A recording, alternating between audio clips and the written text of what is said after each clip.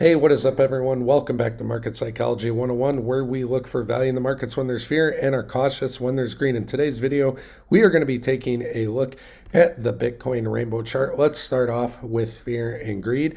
And as you can see, crypto is up in the greed. So do be cautious, even though this indicator can be somewhat leading or lagging. And as far as the fear and greed trend, we're still waiting to see confirmation. Are we continuing this trend? Right now, it is just a lower high.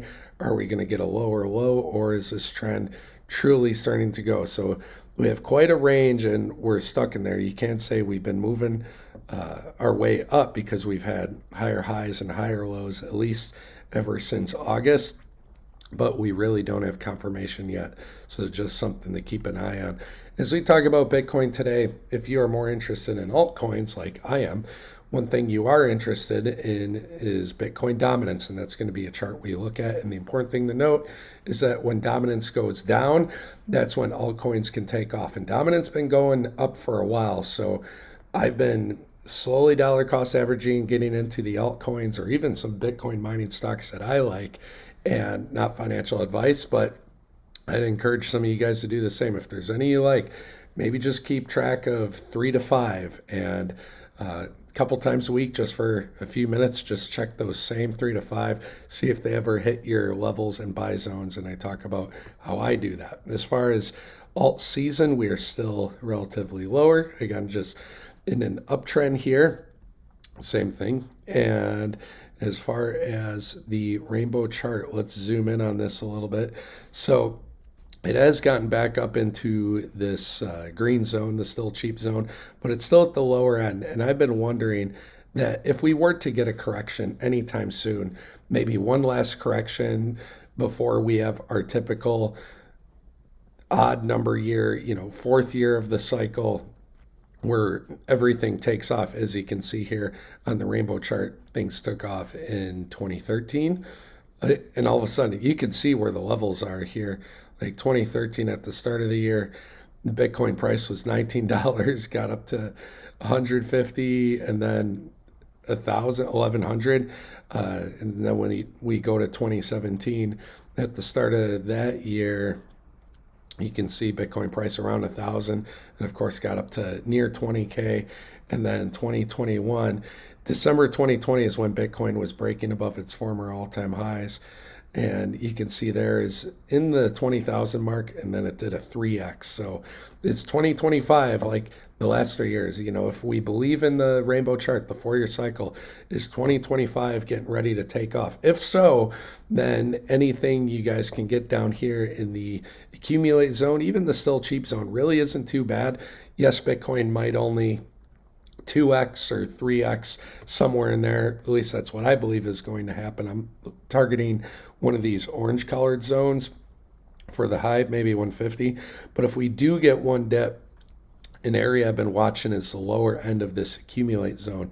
And you can see there, that would be somewhere around the mid to high 40,000s. I'm not saying it is going to happen, but just something to keep an eye on. And let's zoom out just so I can point that out as far as where that is. So what I would be looking at, I have on this indicator, it's the EMA 20, 50, 100, 200. The light blue is the 100. And I would be looking for that EMA around the 100 to hit. And again, if it were to get down here, I'm not saying it has to, but if so, I would personally be saying, that might be close to the bottom. But guys, so many YouTube channels, so many people on X, they're more obsessed with being right rather than making money. And what I mean by that is I don't care if we hit this number or not. What matters more is your strategy, your plan, as far as what altcoins, cryptos, stocks, whatever that you're into, and when you execute your buy orders. When are you buying with your hard-earned money? That is why on this channel I show you the different indicators I look at, whether it be the buy signals, the macro Fibonacci retracements, these moving averages. We take a look at the stochastic RSI when that flips. So we try to simplify our DCA, our buy strategy. Again, that's just for me. Whether or not you guys want to take from that, that's fine. But more important than being right is whether or not you have a good strategy to get in when the value is deep. So you can see the light blue line right here. It is moving up. That's what a moving average does, is it moves. And right now it is moving up towards this macro 786 around 50. So if Bitcoin ever came back down around, you can see that one time we wicked there around 50 to the 40s, I'd say with pretty strong conviction that that may be the bottom before eventually taking off. And last time in 2019, before we had our 2020 and 2021 bull market, you can see Bitcoin did, after it made those new highs around the first Fed rate cuts, which by the way we just had, it did get down to that 100 moving average. Yes, it got down to the 200, but that was more of a black swan event that happened because of the COVID crash. So I'm not banking on something similar this time around. As far as Bitcoin right now, today, is it a good time to buy it? I'm being patient as far as the altcoins I'm looking at. Some of them seem a little bit higher in the value. And so some of them I watch, they had a buy signal a few weeks ago.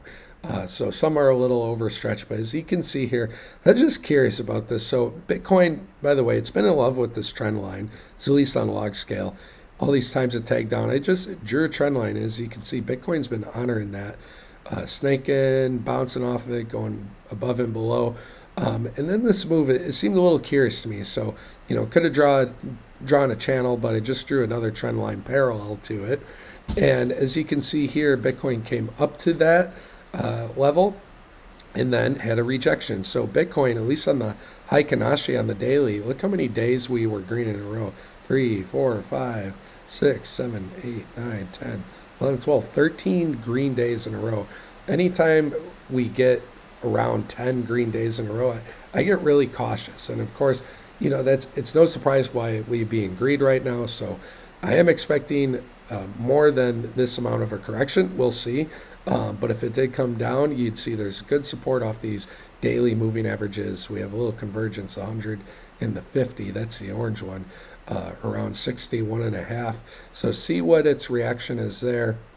And then we have the 200 at around 60K. If it did get below that, this trend line with the higher lows would be pretty important. And that'd be somewhere around, 56, 57 by the time it got down to it.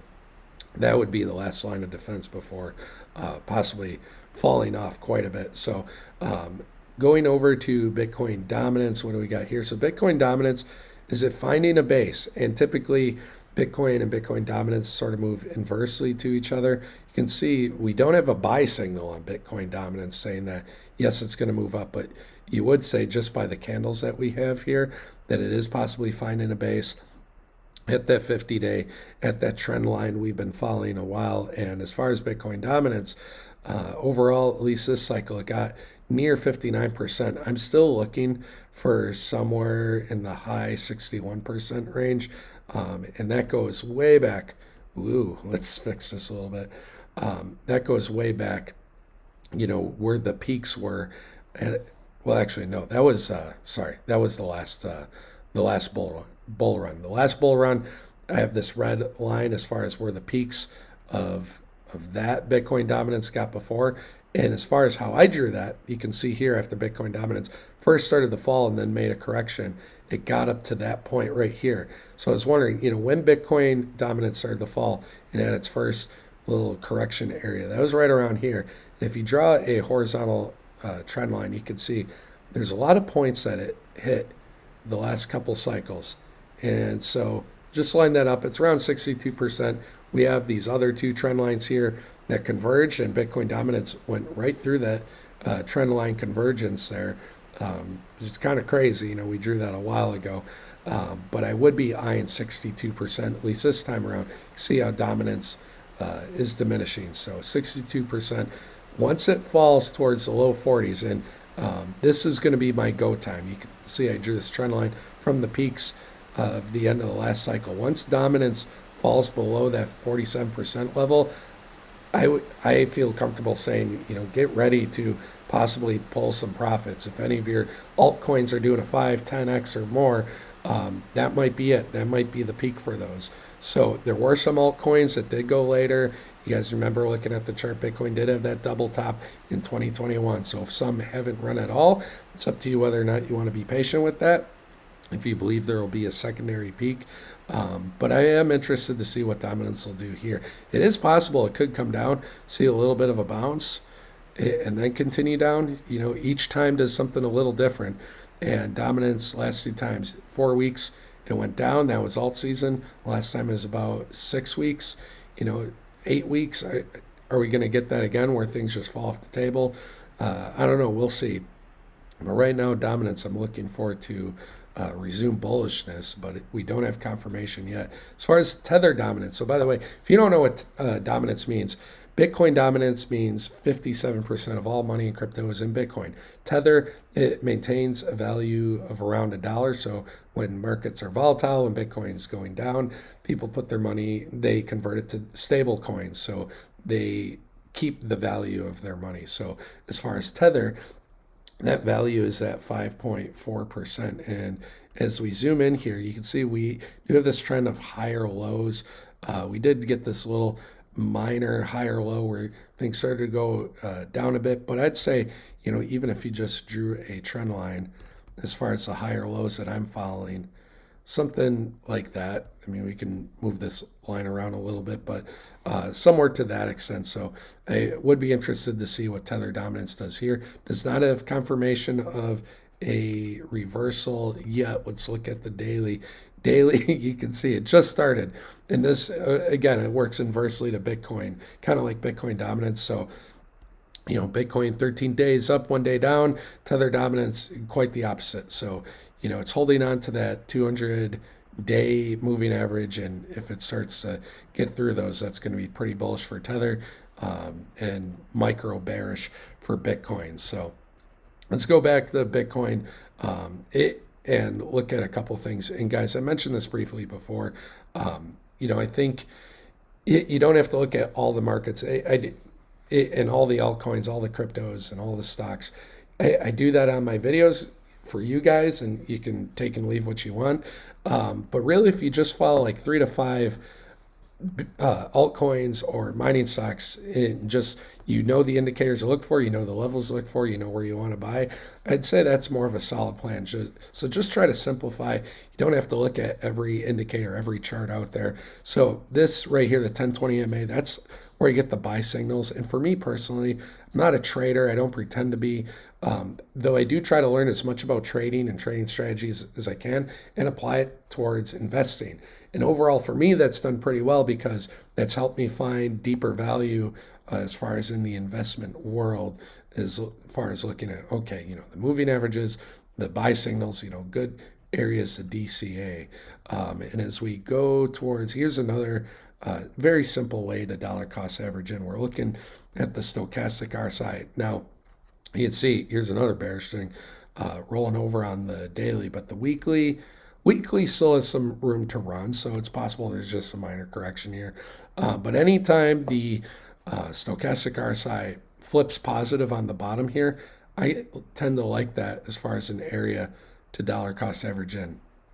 With again, you can look at the buy sell signal I told you about, or this way. They're both kind of similar. There are sometimes different.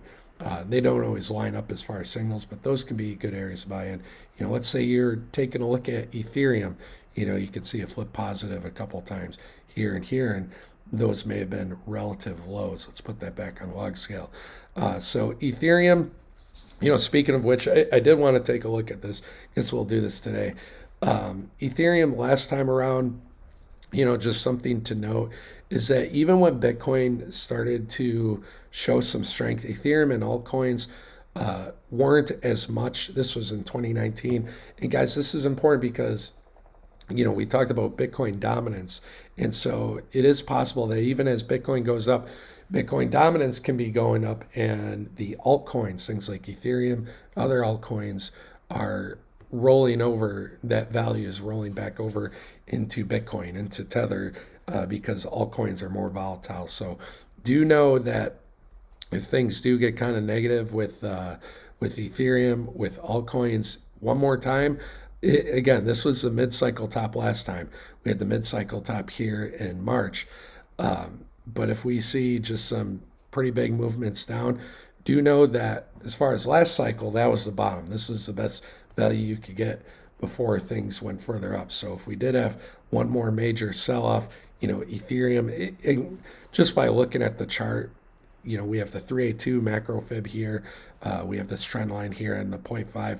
If Ethereum got anywhere near the 2,000 mark, which it did, and I was talking about at that time, might be a good area to dollar cost average, or even down here, this is a 382. I like this as sort of the last major area of support as far as bull markets are concerned, or deep value, before things can just fall off and die and we go into another prolonged bear market. But 1,700 to 2,000, I'd say deep value areas of support right there. As far as Bitcoin, we've talked about areas that I'm looking for, going back over to the rainbow chart. And if we were to believe in a 4-year cycle, let's say, there's 4-year cycle, you can take it from these two peaks here.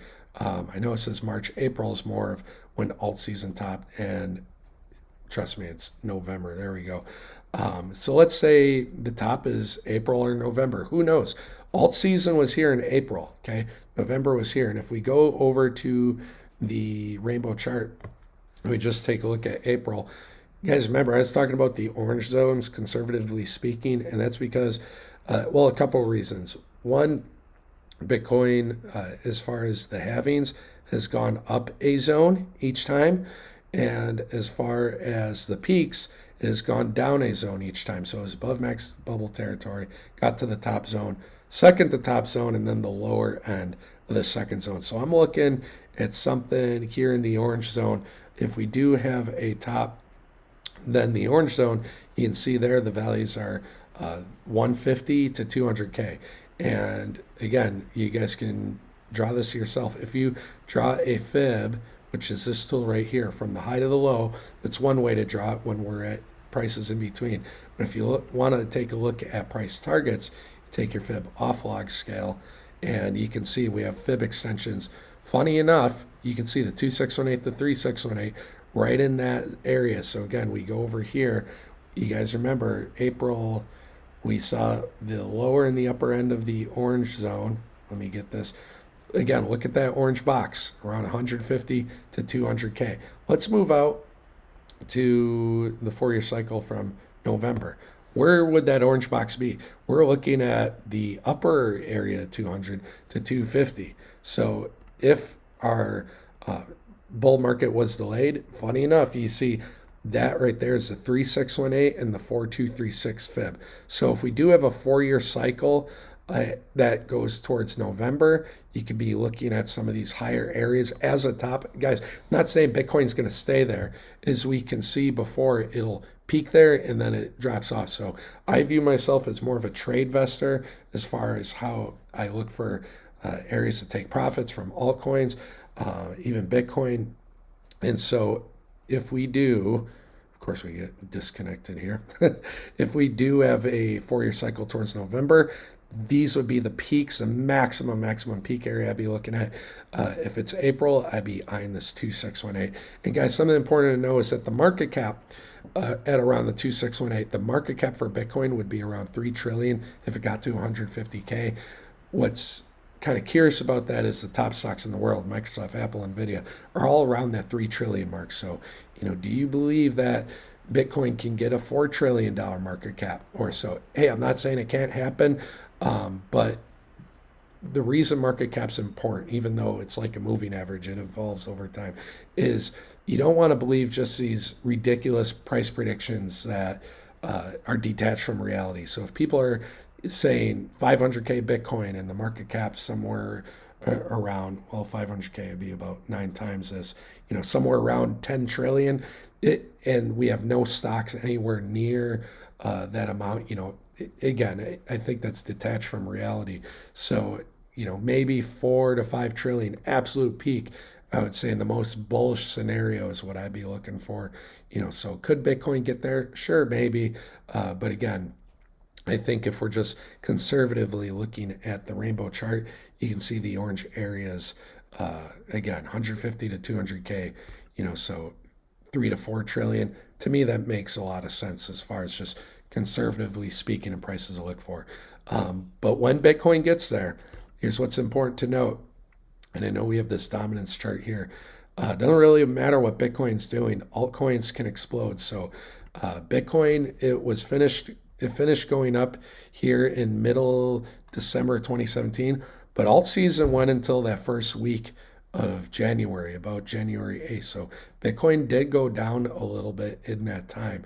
As far as 2021, alt season finished around May. Yep, right here. So Bitcoin, it went up to the peak, and then there was this little iffy phase right here. So if you're just watching the weekly, something important to note is that when Bitcoin turned just macro bullish on the weekly, we first started to get a red candle, and then it was too late in 2017. As far as 2021, there was this little red fake out candle, doji, whatever you want to call it.